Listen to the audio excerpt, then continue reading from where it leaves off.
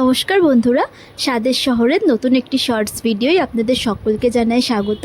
আশা করি শ্যামা পুজো সকলের ভালো কাটলো।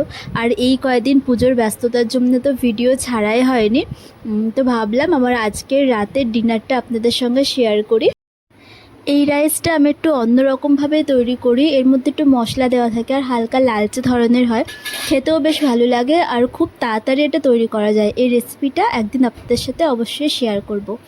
এর সাথে ছিল চিকেন কষা, আমি একটা লেগ পিস নিয়ে নিয়েছিলাম যেটা আমার সবসময়কার প্রিয়, দুটো আলু আর একটা চিকেনের পিস নিয়েছিলাম।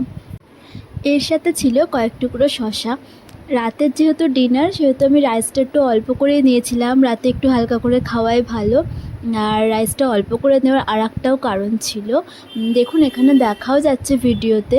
এর সাথে না ছিল অল্প করে পায়েস, গোবিন্দভোগ চাল দিয়ে যেভাবে পায়েস তৈরি করে, কিন্তু এইটা পায়েসটা দেখতে লালচে ছিল, এটা চিনির তৈরি ছিল, সুগার ক্যারামেল দিয়ে পায়েসটা তৈরি করেছিলাম। এই রেসিপিটা একদিন আপনাদের সাথে শেয়ার করব। আর আমার করা ভিডিওগুলো যদি আপনাদের ভালো লাগে তাহলে প্লিজ আমার চ্যানেলটি সাবস্ক্রাইব করবেন, লাইক কমেন্ট শেয়ার করবেন। ধন্যবাদ।